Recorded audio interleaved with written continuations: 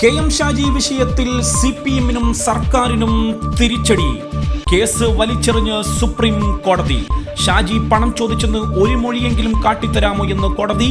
+2 കോഴക്കേസിൽ സംസ്ഥാനത്തിന് തിരിച്ചടി. മുസ്ലിം ലീഗ് നേതാവ് KM ഷാജിക്കെതിരായ +2 കോഴക്കേസിൽ സംസ്ഥാനത്തിനും ഇഡിക്കും വലിയ തിരിച്ചടി.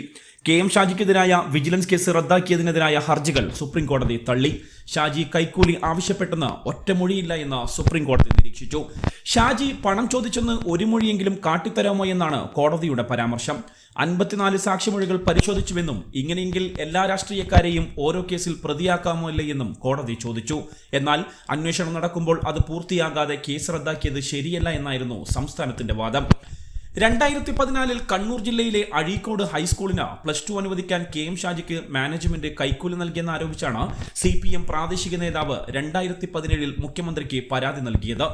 മുസ്ലിം ലീഗിൽ പ്രാദേശികമായി പണം പങ്കിട്ടതിനെ ചൊല്ലിയുള്ള തർക്കമെന്ന നിലയിലാണ് വിഷയം ആദ്യം ഉയർന്നത്. എന്നാൽ ഇത് പിന്നീട് CPM ഏറ്റെടുക്കുകയായിരുന്നു. +2 ബാച്ച് അനുവദിക്കാൻ KM ഷാജി 25 ലക്ഷം രൂപ കോഴ വാങ്ങിയെന്ന പരാതിയിൽ 2020 വിജിലൻസ് കേസ് രജിസ്റ്റർ ചെയ്തത്. ഇതിന്റെ അടിസ്ഥാനത്തിലാണ് ഇഡിയും കേസെടുത്തത്. എന്നാൽ 2022 ജൂൺ 19 ഈ കേസിൽ KM ഷാജിയെ ഹൈക്കോടതി കുറ്റവിമുക്തനാക്കുകയും ചെയ്തിരുന്നു. ഇതിനെതിരെയാണ് ഇഡി സുപ്രീം കോടതിയിൽ ഹർജി നൽകിയത്. സംസ്ഥാന സർക്കാരിന് വേണ്ടി മുതിർന്ന അഭിഭാഷകൻ നീരജ് കിഷൻ കൗളും സ്റ്റാൻഡിംഗ് കോൺസൽ ഹർഷദ് വി ഹമീദും സുപ്രീം കോടതിയിൽ ഹാജരായി. KM ഷാജിക്ക് വേണ്ടി സീനിയർ അഭിഭാഷകൻ നിഖിൽ ഗോയൽ, അഭിഭാഷകൻ ഹാരിസ് ബീരാൻ എന്നിവരും ഹാജരായി.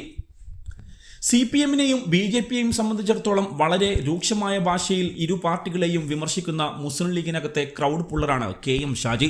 പ്രത്യേകിച്ച് കണ്ണൂർ പോലുള്ള ഒരു ജില്ലയിൽ നിന്നും CPM-നെതിരെ വളരെ ശക്തമായ രീതിയിൽ തുറന്ന ഭാഷയിൽ തന്നെ സംസാരിക്കുകയും വിമർശിക്കുകയും ചെയ്യുന്ന നേതാവാണ് KM ഷാജി. അതുകൊണ്ട് തന്നെ പിണറായിയുടെയും കൂട്ടരുടെയും കണ്ണിലെ കരട് തന്നെയാണ് KM ഷാജി.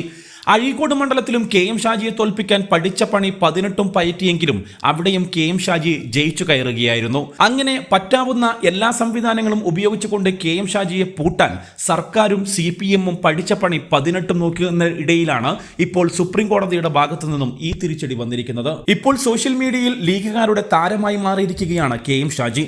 മുസ്ലിം ലീഗ് പ്രവർത്തകരെ സംബന്ധിച്ചിടത്തോളം, പ്രത്യേകിച്ച് മുസ്ലിം ലീഗിലെ യുവജനങ്ങളെ സംബന്ധിച്ചിടത്തോളം അവരെ എന്നും ആവേശം കൊള്ളിക്കുന്ന നേതാവാണ് KM ഷാജി. പലപ്പോഴും പിണറായിയെ അതിരുകടന്ന ഭാഷയിൽ ആക്രമിക്കുന്ന KM ഷാജിയുടെ പ്രസംഗത്തിന് വലിയ പ്രേക്ഷകരും സമൂഹ മാധ്യമങ്ങളിലുണ്ട്. അതുകൊണ്ട് തന്നെ KM ഷാജിക്ക് ഇപ്പോൾ സൂപ്പർ ഹീറോ പരിവേഷം തന്നെയാണ് മുസ്ലിം ലീഗുകാർ നൽകിയിരിക്കുന്നത്.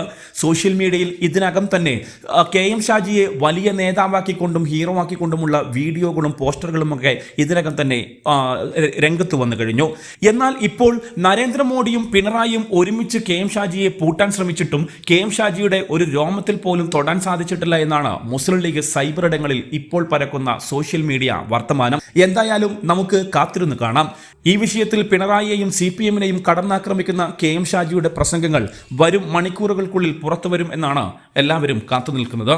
News desk, national news.